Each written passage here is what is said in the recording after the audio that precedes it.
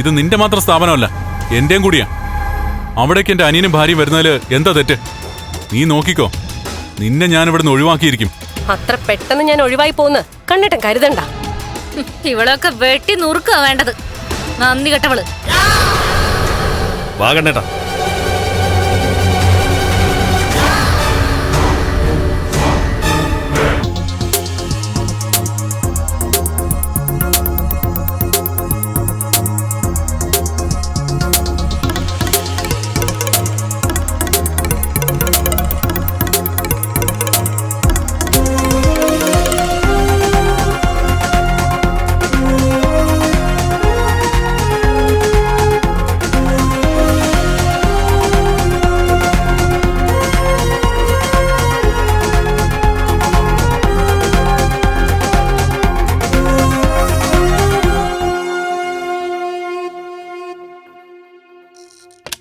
കണ്ണേട്ടാ, കണ്ണേട്ടൻ പറഞ്ഞോ, ഇപ്പൊ അവരുടെ കഴുത്ത് ഞെരിച്ചോളാൻ ഞാൻ തയ്യാറാ.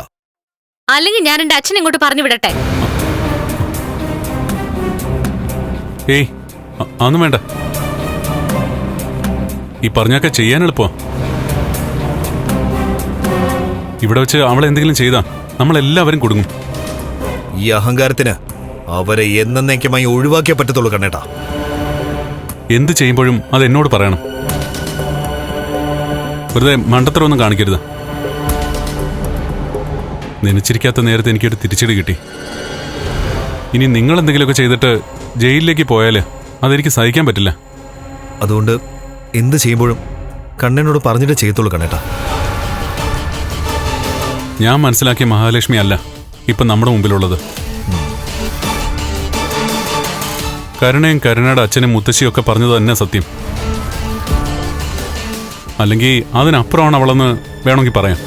അവള് ആരെങ്കിലും പ്രേമിക്കാതിരിക്കില്ല കണ്ണേട്ട. കണ്ണേട്ടനുമായിട്ട് വിവാഹം കഴിഞ്ഞപ്പോ തന്നെ അവൾ ഇന്ന് കണ്ടവനുമായിട്ട് ഇഷ്ടത്തിലായി കാണും. പിന്നെ അവൾ അടങ്ങി ഒതുങ്ങി നിന്നത് സ്വത്തെല്ലാം കിട്ടാൻ വേണ്ടിട്ട് തന്നെയാ. ഇനി ബാക്കിയും കൂടെ സ്വന്തം ആക്കിയേനെ. അവളുടെ വയറ്റിൽ ഒരു കുഞ്ഞുണ്ടെന്ന് നമ്മൾ അറിഞ്ഞില്ലായിരുന്നെങ്കിൽ. എന്നായാലും അതൊക്കെ അറിയും. പക്ഷേ അറിഞ്ഞു വരുന്നതിന് മുൻപ് അവള് കണ്ണേട്ടനെ മയക്കി കുറച്ചുകൂടി എന്തേലൊക്കെ നേടിയേനെ. പാവങ്ങൾക്ക് സ്വത്തുക്കൾ ദാനമായിട്ട് കൊടുത്താൽ കുഴപ്പമില്ല കണ്ണേട്ടാ. പക്ഷെ ഇതതുപോലെയല്ല. ചതിയിലൂടെയും വഞ്ചനയിലൂടെയും ആരും ഒന്നും നേടാൻ പാടില്ല കണ്ണേട്ടാ. ചതിയിലൂടെയും വഞ്ചനയിലൂടെയും ഒന്നും നേടാൻ ആഗ്രഹിക്കാത്ത ആള്.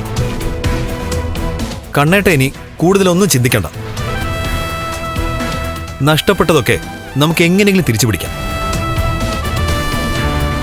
മേഘേണ്ണും ഇവളുടെ അച്ഛനൊക്കെ നമ്മുടെ കൂടെ ഉണ്ടല്ലോ.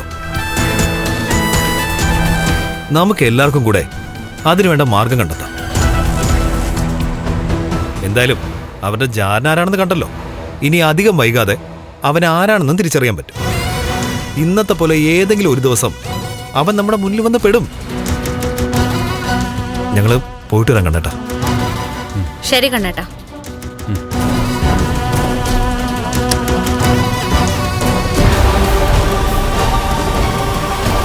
നിന്നെയൊക്കെ വിറ്റ പൈസ എന്റെ കയ്യിലുണ്ടടാ.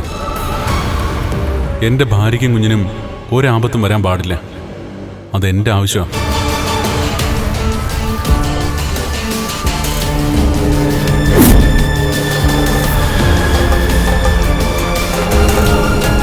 ഈ പറഞ്ഞതൊന്നും എനിക്ക് വിശ്വസിക്കാൻ പറ്റുന്നില്ല. ഞാൻ ആകെ രണ്ടും കെട്ട അവസ്ഥയിലാണ്.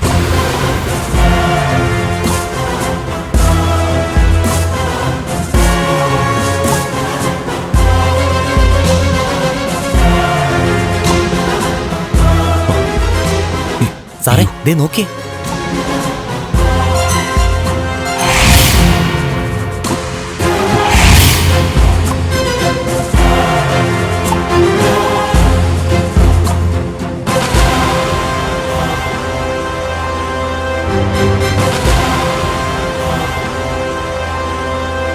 നീ ഓക്കെ ആയെന്ന് തോമസ് സാറ് പറഞ്ഞു.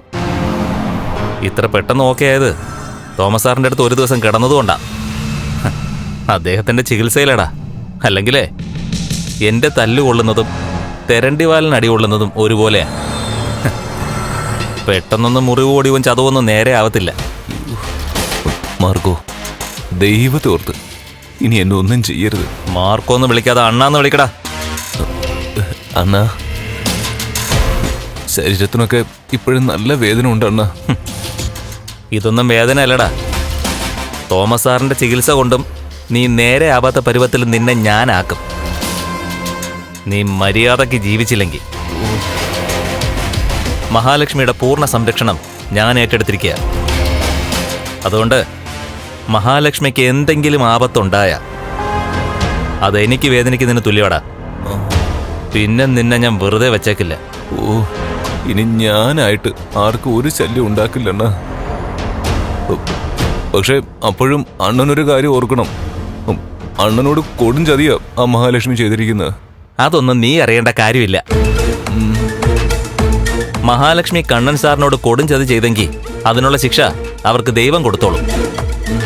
ഇവിടെ നിന്നെ പോലൊരു സാത്താൻ ദൈവമാകാൻ ശ്രമിക്കണ്ട. മനസ്സിലായടാ? മനസ്സിലായണ്ണ. എടാ, അന്ന് നിന്റെ കൈയും കാലും തല്ലി ഒടിക്കുന്ന സമയത്ത് വേണമെങ്കിൽ നിന്നെ കൊണ്ട് മഹാലക്ഷ്മിക്കുള്ള ശല്യം ഇന്നേക്കായിട്ട് ഒഴിവാക്കായിരുന്നു. മഹാലക്ഷ്മിയും കണ്ണൻ സാറും തമ്മിൽ തെറ്റിപ്പിരിഞ്ഞപ്പോ നീ സ്നേഹം നടിച്ച് കണ്ണൻ സാറിന്റെ അരികിലെത്തി. ആ സ്നേഹം ആത്മാർത്ഥത ഉള്ളതാണോടാ? മഹാലക്ഷ്മിയെ ഇല്ലാതാക്കിയിട്ട് കണ്ണൻ സാറിന്റെ സ്വത്ത് മുഴുവൻ വിഴുങ്ങാനല്ലേ നീ നിന്റെ ബന്ധുക്കളും കൂടെ ശ്രമിച്ചുകൊണ്ടിരിക്കുന്നത്? അയ്യോ അണ്ണ, ഈ ഞാനും കണ്ണനും ഒക്കെ മഹാലക്ഷ്മിയെ കണ്ണൻ കല്യാണം കഴിക്കുന്നതിന് മുൻപ് ആത്മാർത്ഥമായിട്ട് കഴിഞ്ഞിരുന്നവരാ. നീ അതിനെപ്പറ്റി കൂടുതലൊന്നും പറയണ്ട. നിന്റെ ആത്മാർത്ഥതയെപ്പറ്റി കണ്ണൻ സാർ എന്നെ എന്നോട് ഒരുപാട് പറഞ്ഞിട്ടുണ്ട്. നിനക്കൊക്കെ ഒരു അവസരം കിട്ടിയപ്പോ അത് പരമാവധി മുതലെടുക്കുക എല്ലാവരും കൂടി. ഇനി ഒരുത്തനും കൂടി ഉണ്ട് കണ്ണൻ സാറിന്റെ വീട്ടില്, കൂടപ്പറപ്പായിട്ടും സ്വന്തം ഏട്ടനെ ഒറ്റിക്കൊടുക്കുന്ന ഒരുത്തൻ, ഉണ്ണി. അവന്റെ അമ്മായി അച്ഛനെ നിനക്ക് വിട്ട് ഞാൻ പൊട്ടിച്ചിട്ടുണ്ടെങ്കിലും അവന് 2 എണ്ണം എനിക്ക് ഇതുവരെ കൊടുക്കാൻ പറ്റിയിട്ടില്ല. മിക്കവാറും ഈ പോക്ക് പോവുകയാണെങ്കിലേ അവന്റെ ശരീരവും നോവും. അണ്ണാ, ഞങ്ങൾക്ക് കണ്ണന്റെ സ്വത്തിലും പണത്തിലും ഒന്നും ഒരു നോട്ടവും ഇല്ല. അവന്റെ ഭാവിയെപ്പറ്റി ആലോചിച്ചിട്ടാ ഞങ്ങളൊക്കെ വേദനിക്കുന്നത്. കണ്ണൻ സാറിന്റെ ഭാവി ശരിയാക്കാനാണല്ലോ നീ നിന്റെ പെങ്ങളെ അവിടെ കൊണ്ട് നിർത്തിയിരിക്കുന്നത്. മര്യാദയ്ക്ക് അവളെ കൊണ്ടുപോയിക്കോണം. കണ്ണൻ സാറും അവളും തമ്മിലുള്ള കല്യാണം എങ്ങാനും നടക്കാൻ പോകുന്നെന്ന് ഞാൻ അറിഞ്ഞ അവളെയും തല്ലും നിന്നെയും തല്ലും. പിന്നെ നിന്റെ അച്ഛനെയും അമ്മയും തല്ലി ശരിപ്പെടുത്തി കളയും ഞാൻ. അതൊക്കെ മനസ്സിൽ വെച്ചോണ്ട് വേണം ബന്ധങ്ങൾ ഊട്ടി ഉറപ്പിക്കാൻ. ഓ, മനസ്സിലായോടാ? മനസ്സിലായി അണ്ണ. ആ, അതുകൊണ്ട് ഇനിയിപ്പോ അണ്ണൻ പറയുന്നത് പോലെ ഞാൻ ചെയ്യുള്ളൂ. അങ്ങനെ നിനക്ക് കൊള്ളാം.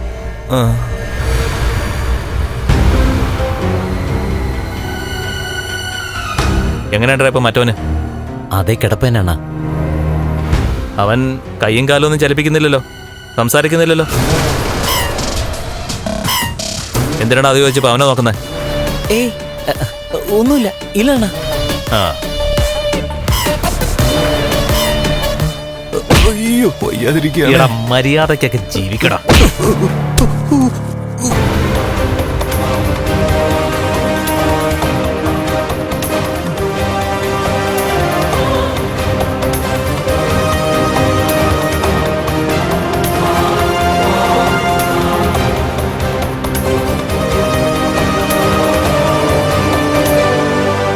സതീശേ, കണ്ണനും മഹാലക്ഷ്മിയും തമ്മില് നമ്മൾ കരുതുന്ന പോലെ ഒരു അകലം ഉണ്ടെന്ന് എനിക്ക് തോന്നുന്നില്ല. അത് ബുദ്ധിമാനായ ഒരുത്തന്റെ തിരക്കഥയാണോന്ന് എനിക്ക് സംശയമുണ്ട്. പഠിക്കുന്ന കാലത്ത് അരയ്ക്ക് താഴോട്ട് തളർന്നെങ്കിലും അവന്റെ തലച്ചോറ് നല്ല തെളിഞ്ഞ തലച്ചോറാ. മാത്രമല്ല, അവൻ വക്കീല, അവന്റെ കൂട്ടുകാരൻ അനന്തവും. അതുകൊണ്ട് ഇനിയും മണ്ടനാവുന്നത് അബദ്ധമാ.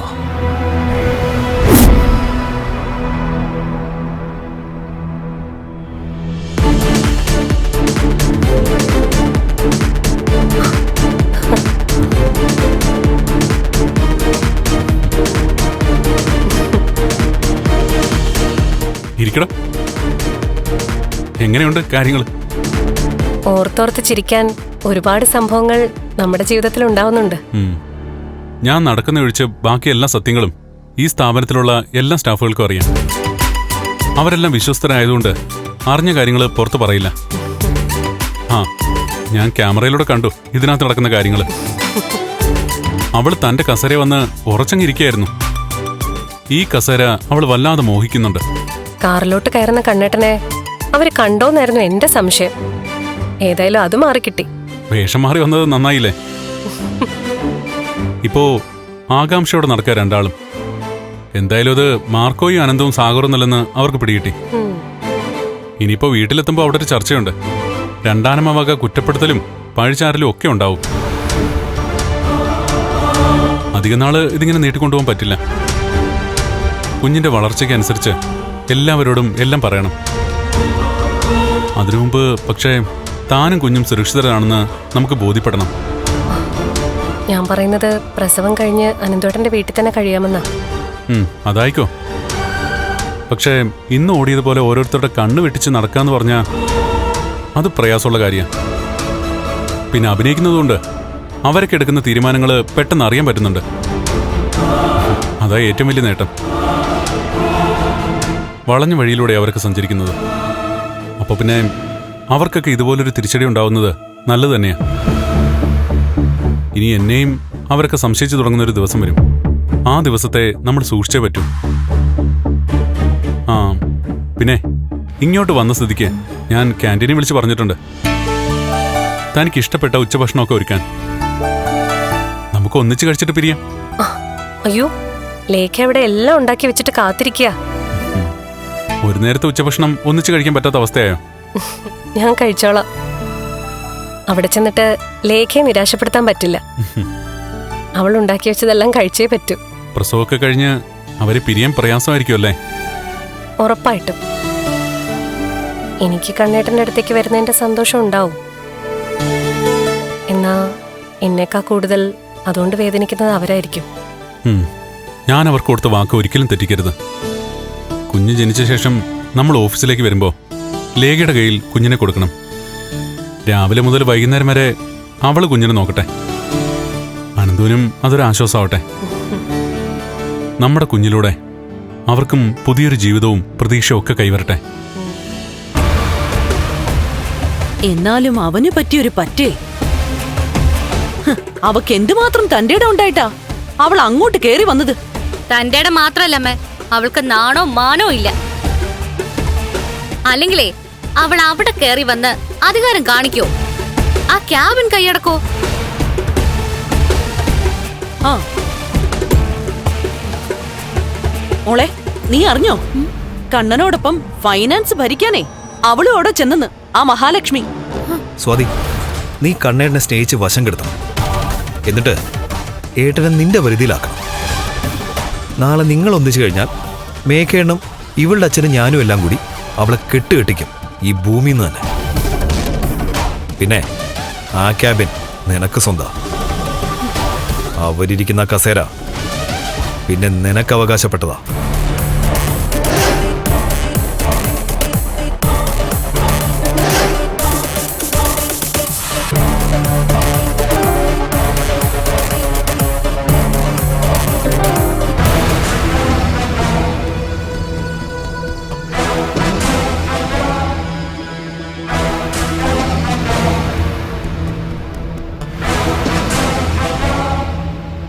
പറഞ്ഞത് കേട്ടല്ലോ മോളെ. ഒരിക്കൽ നിനക്കിതൊക്കെ നേടിയെടുക്കാനുള്ള അവസരം ഉണ്ടായിരുന്നു. അത് പക്ഷെ നീ കളഞ്ഞു കുളിച്ചു. ഇനി ഇത് വിട്ടുകൊടുക്കരുത് മോളെ. കണ്ണനൊപ്പം നീയാണ് ഇനി കമലേശ്വരം ഫൈനാൻസ് ഭരിക്കേണ്ടത്. അല്ലെങ്കിലും കണ്ണേട്ടന്റെ വലതുകാലിനോടൊപ്പം ഇടതുകാലം ചലിച്ചു തുടങ്ങിയതോടെ എനിക്കൊരു പ്രതീക്ഷയുണ്ട്. നാളെ കണ്ണേട്ടൻ നടന്നു തുടങ്ങുവാണെങ്കിൽ പിന്നെ ആൾക്കാർക്ക് കുറ്റം പറയാനൊന്നുമില്ല. എനിക്ക് കണ്ണേട്ടനൊപ്പം എവിടെയും പോവാം, മറ്റെല്ലാ ആണുങ്ങൾക്കൊപ്പം പോകുന്നത് പോലെ. അങ്ങനെ ചിന്തിക്കുമോളെ. അതിനുവേണ്ടി നിന്റെ സ്നേഹം മുഴുവൻ അവന് വേണ്ടി മാറ്റിവെക്ക്. മഹാലക്ഷ്മിയോടുള്ള കണ്ണേട്ടന്റെ ഇപ്പോഴുള്ള വെറുപ്പ് നമ്മളൊക്കെ ചിന്തിക്കുന്നതിനപ്പുറം. അബദ്ധം പറ്റിയതിന്റെ വേദന ഇപ്പൊ കണ്ണേട്ടനുള്ളത്. ഉണ്ണേട്ടാ, ഇതൊക്കെ മേഘേട്ടനോട് വിളിച്ചു പറയുന്നില്ലേ? ആ, ഞാൻ വിളിക്കാൻ തുടങ്ങിയായിരുന്നു. ഏതെങ്കിലും തൊഴുത്തിൽ ഒരുത്തിനൊപ്പം കഴിയേണ്ടവളാ ഇന്ന് മഹാറാണിയെ പോലെ ജ്വലിച്ചു നിൽക്കുന്നത്.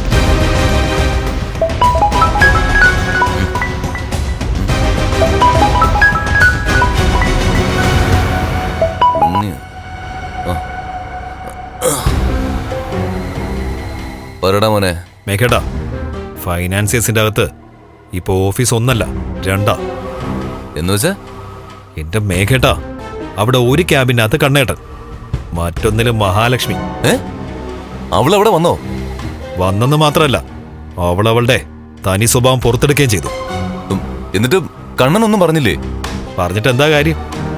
കണ്ണേട്ട പിടിവിട്ടു പോയില്ലേ? ഇപ്പോ അവൾക്കും കമ്പനിയിൽ അധികാരമുണ്ടല്ലോ. അതുകൊണ്ട് തല ഉയർത്തിപ്പിടിച്ചെന്ന് അവൾക്ക് സംസാരിക്കാം, എന്തും പറയാം. അപ്പം കണ്ണൻ ഒരു ക്യാബില്, മറ്റൊന്നില്ല അവള്, അല്ലേ? അതേന്നെ. അതൊക്കെ കണ്ടിട്ട് രക്തം തിളച്ച ഞാനും കരുണ ഇപ്പൊ വീട്ടിലോട്ട് വന്നിരിക്കുന്നത്. ഉണ്ണി മോനെ, ഇവിടുന്ന് ഞാൻ പുറത്തു വന്നു കഴിഞ്ഞാല് ചില ചോദ്യങ്ങൾക്കൊക്കെ കൃത്യമായ ഉത്തരം കണ്ടെത്തണം. നീ ഫോൺ വെച്ചോ.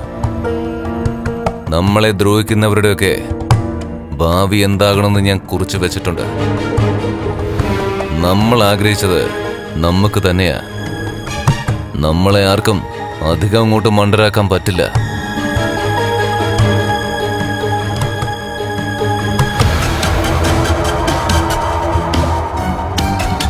ഞാൻ പറഞ്ഞില്ലേ, മേഘേണ്ണെല്ലാം തീരുമാനിച്ചുറപ്പിച്ചിരിക്കാം. എടാ, പക്ഷെ അവൾക്ക് കൂട്ടായിട്ട് ഒരു വിളഞ്ഞ ഗുണ്ടയുണ്ടല്ലോ. അവനെ ചതിയിലൂടെ മിക്കവാറും മേഘേട്ടൻ വീഴ്ത്തും. അവന്റെ തല ഉരുണ്ട് കഴിഞ്ഞാൽ പിന്നെ അവള് തലപൊക്കില്ല.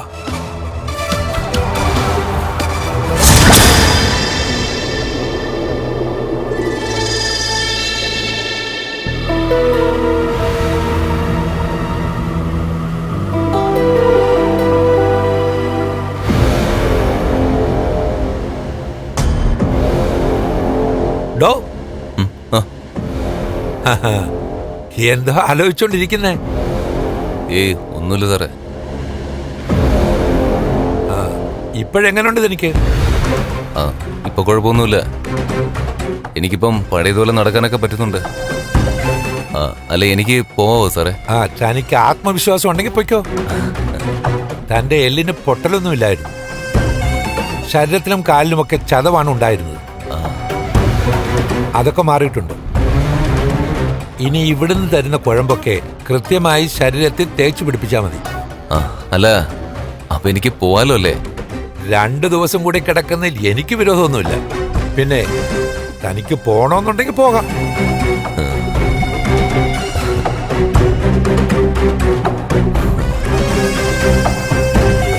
ഇയാള് നന്നായിട്ട് അഭിനയിക്കുന്നുണ്ടോന്ന് എനിക്ക് സംശയമില്ലാതില്ല.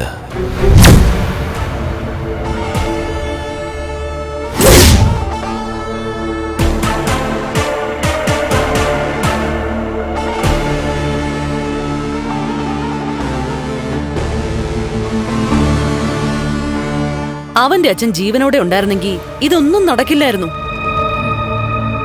അങ്ങനെയായിരുന്നെങ്കിൽ സ്വത്തൊക്കെ ഭാഗം വെച്ചിട്ട് അവന് കുറച്ച് കൂടുതൽ കൊടുത്താലും ബാക്കി എല്ലാവർക്കും കിട്ടിയനെ. എന്ത് ചെയ്യാനാ, കാലം തെറ്റി വന്ന മരണം അദ്ദേഹത്തെയും കൊണ്ടങ്ങ് പോയി.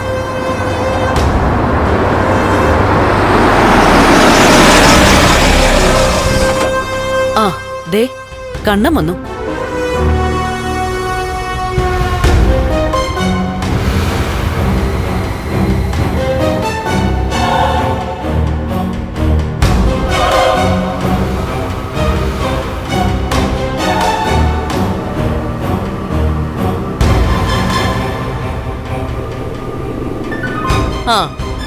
നിന്നെപ്പറ്റി തന്നെ ഞങ്ങള് പറഞ്ഞുകൊണ്ടിരിക്കുകയായിരുന്നു. എന്തൊരബദ്ധമാടാ കണ്ണാ നീ കാണിച്ചത്. അവളൊരു പാവമാണ്, തിരിഞ്ഞു കൊത്തത്തില്ല എന്നൊക്കെയാണല്ലോ നീ പറഞ്ഞത്. എന്നിട്ടിപ്പോ കൺസ്ട്രക്ഷൻ കമ്പനിയും ഫൈനാൻസും എല്ലാം അവള് ഭരിക്കുക. നിനക്കെല്ലായിടത്തും ഓടിയെത്താൻ പറ്റുന്നില്ലെങ്കിലുവേ അവള് ഓടിയെത്തുന്നുണ്ട്. കണ്ണേട്ടനൊരു പാവ. അതുകൊണ്ടാ കല്യാണം കഴിഞ്ഞ് 1 വർഷം തികയുന്നതിന് മുൻപ് തന്നെ പകുതി സ്വത്തുക്കൾ അവളുടെ പേരിൽ എഴുതി കൊടുത്തത്. എനിക്ക് എല്ലാവരെയും വിശ്വാസമാണ് സ്വാതി. എന്നോടാ എല്ലാവരും നന്ദികേട് കാണിച്ചിട്ടുള്ളത്. ആരാടാ ഈ എല്ലാവരും?